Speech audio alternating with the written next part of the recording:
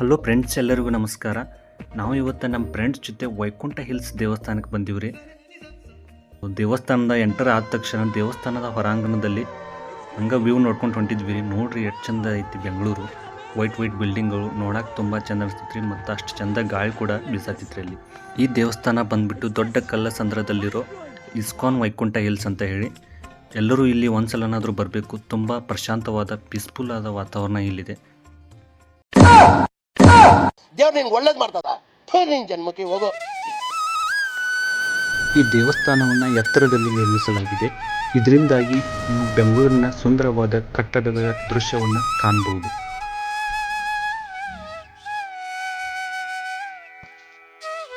ಇಲ್ಲಿ ನೋಡ್ರಿ, ನಮ್ಮ ಪ್ರಜ್ವಲ್ಗೆ ಎಷ್ಟು ಭಕ್ತಿ ಐತಿ. ವಿಡಿಯೋ ಮಾಡುವಾಗ ಸಕಟ ಕೈ ಮುಗಿಯತಾನ. ಮುಂದೆ ಹೋಗ್ತಾ ನಾವು ರಾಜಾದಿರಾಜ ಗೋವಿಂದ ಅವರ ಮಹಾದ್ವಾರದ ಮೂಲಕ ದೇವಸ್ಥಾನದ ಒಳಗಡೆ ಪ್ರವೇಶವನ್ನು ಪಡ್ಕೊಳ್ತೀವಿ. ಈ ದೇವಸ್ಥಾನದ ಒಳಗಡೆ ಎಂಟ್ರಿ ಕೊಟ್ಟಮೇಲೆ ನಾವು ಈ ದೇವಸ್ಥಾನದ ಸುಂದರವಾದ ಶಿಲಾಕೃತಿಯನ್ನು ನೋಡಿ ಕಣ್ತುಂಬಿಕೊಂಡ್ವಿ.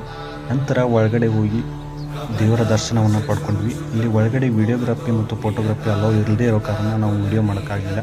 ಹಾಗೆ ಹೊರಗಡೆ ಬಂದು ಮತ್ತೆ ಹೊರಗಡೆ ಇನ್ನೊಂದು ಸಲ ದೃಶ್ಯವನ್ನು ನೋಡಿಕೊಂಡು ನಾವು ಮುಂದೆ ನಂತರ ನಾವು ಗೋಪಾಲನ್ ವರ್ಕ್ ಸ್ಪೇಸ್ ಅಂತ ಒಂದು ಮಾಲ್ ಅಂತ ಅಂದ್ಕೊಂಡು ಮಾಲ್ ಒಳಗೆ ಬಂದ್ವಿ. ಸೊ ಒಳಗಡೆ ಏನೋ ಚೆನ್ನಾಗಿತ್ತು, ಆದರೆ ಅಲ್ಲಿ ಎಲ್ಲ ಬರೀ ವರ್ಕ್ ಸ್ಪೇಸೇ ಇತ್ತು. ಸೊ ಹೀಗಾಗಿ ಸ್ವಲ್ಪ ನೋಡಿಕೊಂಡು ಅಲ್ಲಿ ನಾವು ಜಾಸ್ತಿ ಹೊತ್ತಿರಲಿಲ್ಲ. ನೆಕ್ಸ್ಟ್ ನಮ್ಮ ಫ್ರೆಂಡ್ಸ್ ಎಲ್ಲ ಕೂಡಿ ಇನ್ನೊಂದು ಪ್ಲ್ಯಾನ್ ಮಾಡಿದ್ರು, ನೆಕ್ಸಸ್ ಮಾಲ್ ಹೋಗೋಣ ಅಂತ.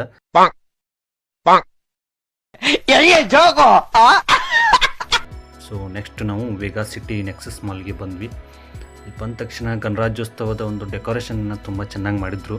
ಸೊ ಅಲ್ಲೆಲ್ಲ ನೋಡಿಕೊಂಡು ನೆಕ್ಸ್ಟು ಮಾಲ್ ಒಳಗಡೆ ಎಂಟ್ರಿ ಕೊಟ್ವಿ. ಹಂಗೆ ಮಾಲ್ ಒಳಗೆ ಹೋಗ್ತಾ ನಾವು ದೃಶ್ಯಗಳನ್ನು ಸವಿತಾ ಇದ್ವಿ. ನಮಗೆಲ್ಲ ಗೊತ್ತಾಗೋಯ್ತು. ಹಂಗೆ ನಡೀತಾ ನಮ್ಮ ಫ್ರೆಂಡ್ಸು ಬಟ್ಟೆ ತೊಗೊಳ್ಕಂತ ಹೋದ್ರು. ಕಾಸ್ಟ್ಲಿ ಇದೆ ಅಂತ ಹೊರಗಡೆ ಬಂದರು.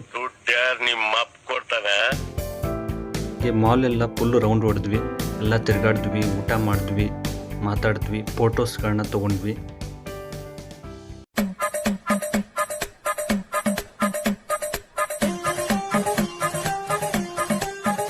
ಎಷ್ಟು ಚೀಪ್ ಅನಿಸ್ಬಿಡ್ತು ಅಂದ್ರೆ, ಥೋ ನಿಮ್ಮ ಈ ತರದೆಲ್ಲ ಇದಾರೆ ಜನ.